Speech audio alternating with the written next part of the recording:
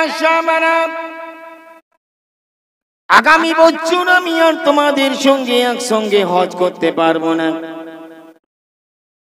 তাই আমি নবীজি দুনিয়া ছেড়ে চলে যাব বাবা। তোমাদের জন্য আমি দুটো ভারী জিনিস রেখে যাচ্ছি, দুটো ভারী জিনিস। তিরমিজি শরীফ দ্বিতীয় খণ্ড 220 পৃষ্ঠার হাদিস। নবী বলছেন, ও আমার সাহাবারা, তোমাদের জন্য আমি দুটো ভারী জিনিস রেখে যাচ্ছি। যতদিন পর্যন্ত এই দুটো জিনিসকে তোমরা শক্ত করে আঁকড়ে ধরে থাকতে পারবে, পৃথিবীর কোন শক্তি, কোন ক্ষমতা তোমাদেরকে পথভ্রষ্ট বানাতে পারবে না। আসসালামু আলাইকুম প্রিয় শ্রোতা মণ্ডলী, দা বাংলা মিডিয়া ইউটিউব চ্যানেলের পক্ষ থেকে আপনাদের জানাই সালাম ও মুবারকবাদ।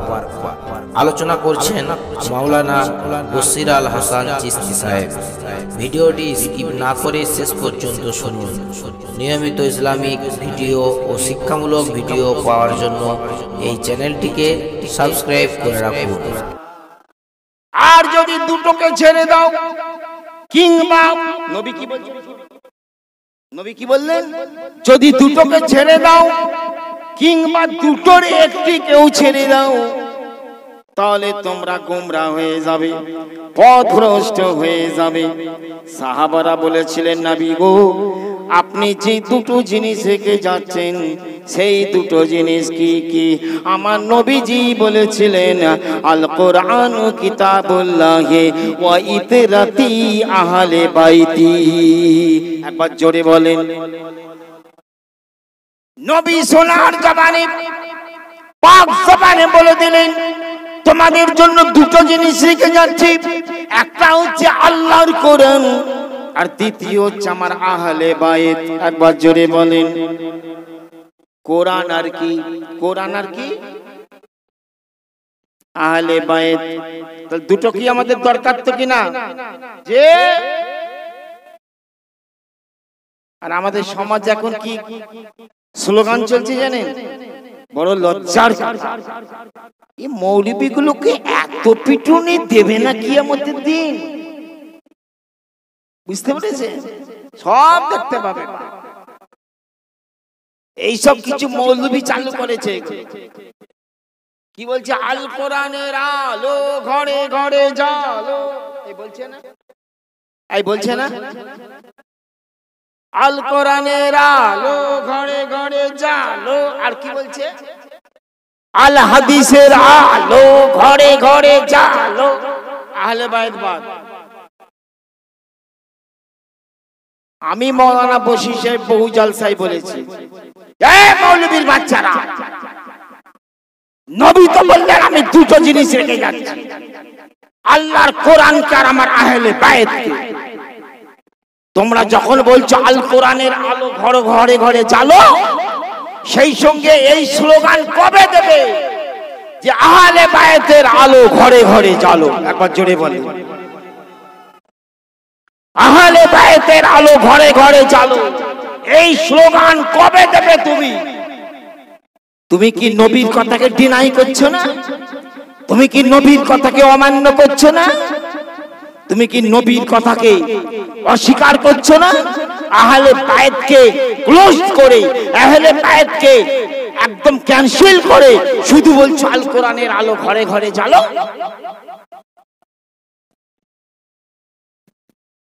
নবী বলছেন আহলে বাইত ছাড়া কোরআন বুঝতে পারবে না। একবার জোরে বলে। আহলে বাইত ছাড়া কোরআন। এই আহলে বাইতের সন্ধান কোথায় পাবেন? মুর্শিদের দরবারে গেলে পাবেন। জোরে বলেন। মুর্শিদের দরবারে গেলে পাবে। পীরের দরবারে যেতে হবে, মুর্শিদের দরবারে যেতে হবে।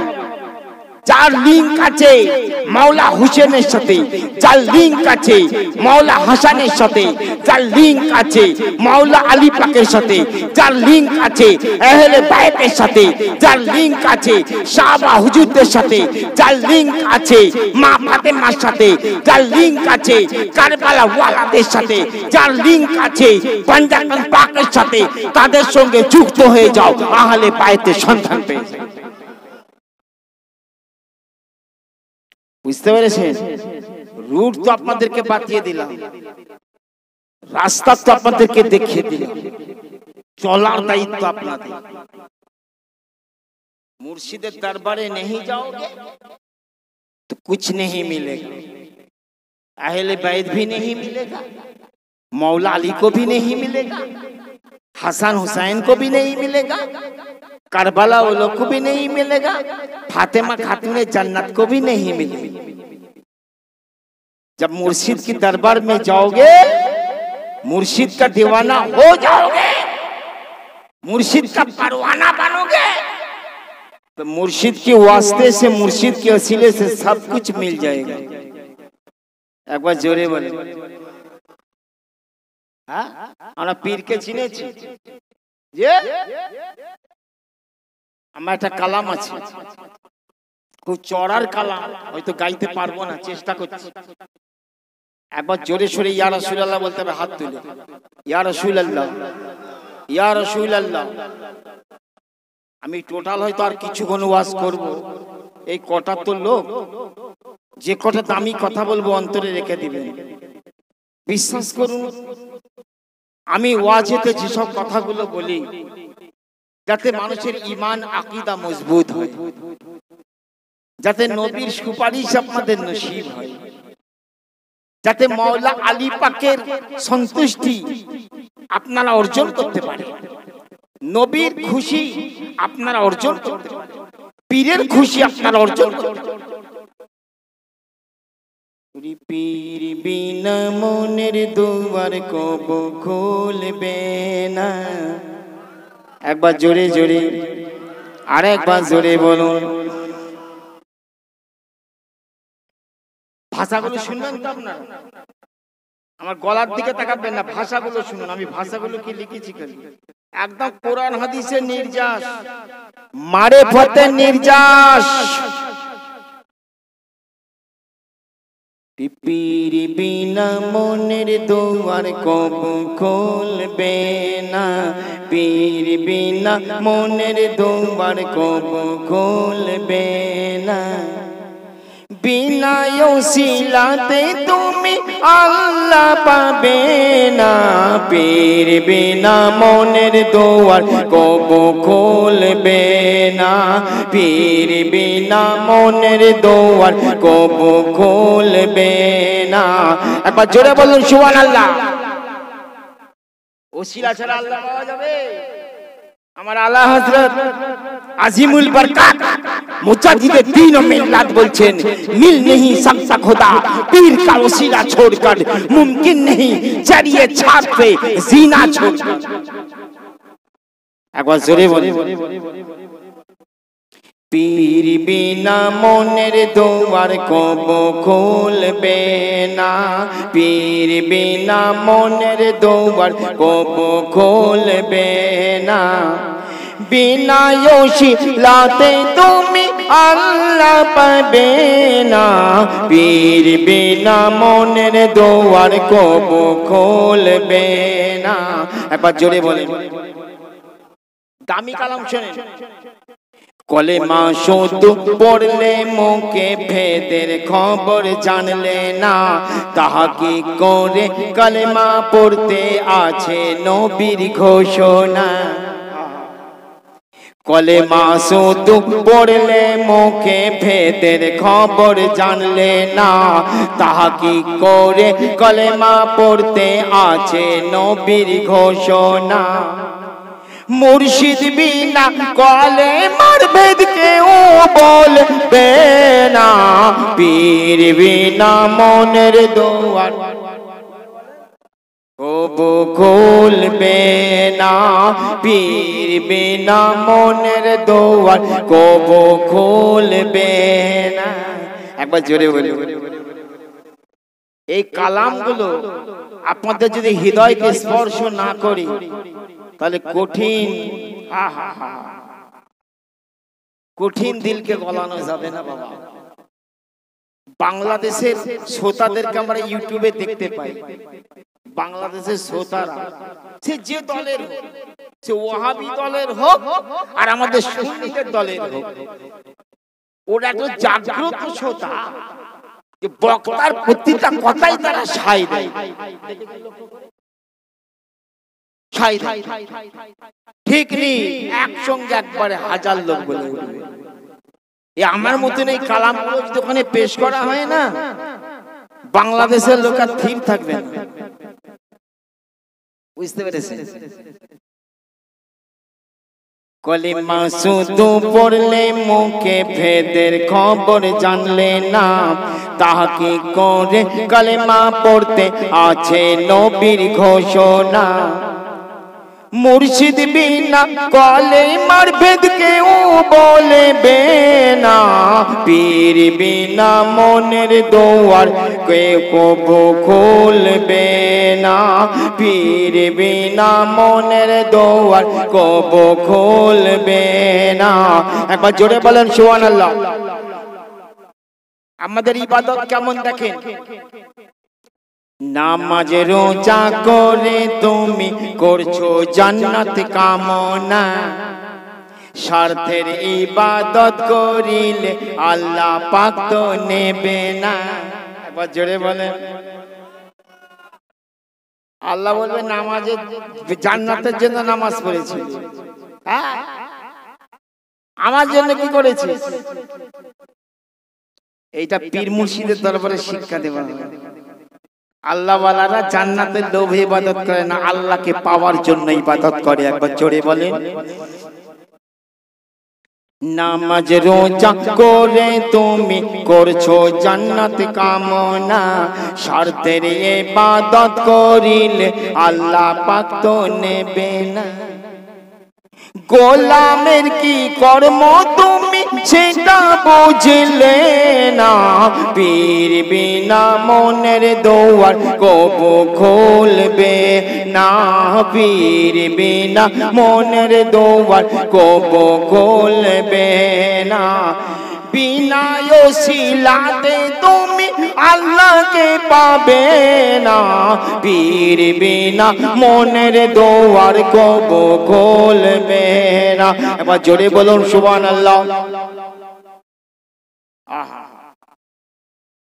আল্লাহ নবী আর মুর্শিদ এক জায়গায় রয় শোনো না, মুর্শিদ খোদা নয় কিন্তু খোদা হতে জুদা না। একবার জোরে বলুন সুবহানাল্লাহ। আলহামদুলিল্লাহ। শুনেন, আল্লাহ নবী আর মুর্শিদ এক জায়গায় রয় শোনো না, মুর্শিদ খোদা নয় কিন্তু খোদা হতে জুদা না। একবার জোরে বলেন। খুব ভাইটাল কালাম শুনেন। মুহাম্মদ খোদা নেই মगर খোদা से जुदा नहीं।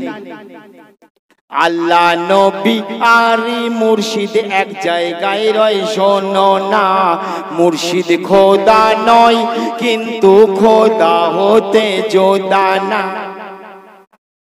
করলে জুদা পারে যেতে তুমি পারবে না, পীর বিনা মনের দুয়ার কবু খুলবে না, পীর বিনা মনের দুয়ার কবু খুলবে না। একবার জোরে বলেন। প্যারে মুসলমান, আহা আল্লাহ পেতে চাও যদি মুর্শিদ প্রেমে মজনা, স্বীকার করা যাবে না ভাই না থাকিলে নিশানা। পাখি এদিকে বসে আছে, তুমি এদিকে ছুটছো গুলি, স্বীকার হবে? এম করতে হবে তো, নিশানা ঠিক করতে হবে তো। এই পুনিশুলের আমার সোনার যুবকেরা, আমার বাবাজিরা ভালো করে বুঝে নাও, আল্লাহ পেতে চাও যদি মুর্শিদ প্রেমে মজনা, স্বীকার করা যাবে না ভাই না থাকিলে নিশানা। বসির বলে মুর্শিদ পিয়া আমার যে নিশানা, পীর বিনা মনের দুয়ার কব খুলবে না, পীর বিনা মনের দুয়ার কব খুলবে। একবার জোরে জোরে জুনাইদ বাগদাদী এত বড় আল্লাহর ওলি, বাবা নবীজি তাকে বেলায়েতে তাজ পরিয়েছিলেন। বাবা পানির উপর দিয়ে হেঁটে হেঁটে জুনাইদ বাগদাদী পার হয়ে যেতেন।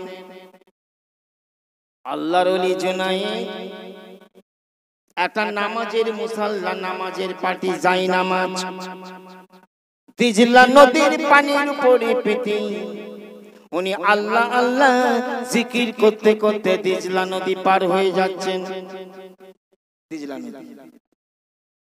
আরেকজন মানুষ দূর থেকে মনে করছে একটা পানসি নৌকা ভেসে যাচ্ছে বুঝি, বলে ও মাঝি ভাই একটু তুমি দাঁড়াও, আমিও ওই পারে যাব। খাজা জুনাইদ বাগদাদী কিনারার দিকে চলে এলেন। বাবা তুমি কি দিজলা নদীর ওপারে যাবে নাকি? বলে হুজুর হ্যাঁ। বলে এসো। কাছে গেলেন, বলে বিসমিল্লাহ বলে এই মুসাল্লার উপর পা রাখো। বলে হুজুর তা কি করে হবে, আমি তো ডুবে যাব। বলে আরে রাখো, বেলায়েতের পাওয়ার তো দিয়ে দিয়েছে, রাখো বিসমিল্লাহ। ওই ব্যক্তি মুসাল্লার উপর বিসমিল্লাহ বলে পা রাখলো। আল্লাহর ওলি জুনাইদ বাগদাদী বললেন বাবা আমি আল্লাহ আল্লাহ জিকির করতে করতে যাব, আর তুমি আমার দামানটা আমার জামার এই পিছনটা ভালো করে মজবুত করে ধরবে। আমি আল্লাহ আল্লাহ জিকির করতে করতে যাব, আর তুমি আমার নামে জিকির করতে করতে যাবে। তুমি ইয়া জুনাইদ ইয়া জুনাইদ ইয়া জুনাইদ ইয়া জুনাইদ এই জপনা করতে করতে যাবে। বলে ঠিক আছে হুজুর। আল্লাহর ওলি জুনাইদ বাগদাদী পার হয়ে যাচ্ছেন। ওই লোকটা জামার পিছনটা ভালো করে মজবুত করে ধরে ইয়া জুনাইদ ইয়া জুনাইদ ইয়া জুনাইদ ইয়া জুনাইদ। পীরের নাম জপছে বাবা, পীরের নাম মুর্শিদের নাম, মানে ইয়া মুর্শিদ ইয়া মুর্শিদ ইয়া মুর্শিদ ইয়া মুর্শিদ। একবার জোরে বলে